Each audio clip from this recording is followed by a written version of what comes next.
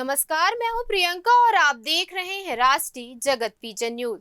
छत्तीसगढ़ के चर्चित कोल और डीएमएफ घोटाले मामले में अब ईओडब्ल्यू की कार्यवाही पर ही सवाल उठने लगे हैं।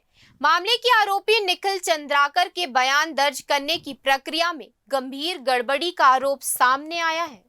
जानकारी के मुताबिक आरोपी का बयान अदालत के बाहर टाइप करवाकर पेन ड्राइव में जमा कराया गया, जबकि निम्नानुसार बयान अदालत में न्यायाधीश के सामने टाइप होना चाहिए था।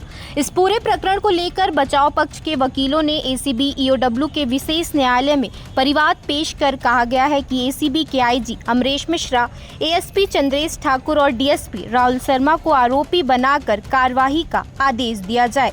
ये भी मांग की गई है कि पूरे मामले की फॉरेंसिक जांच कराई जाए। वहीं वरिष्ठ अधिवक्ता फैजल रिजवी ने आरोप लगाया है कि ईओडब्ल्यू अधिकारियों ने सबूतों से छेड़छाड़ की और झूठी जानकारी पेश की।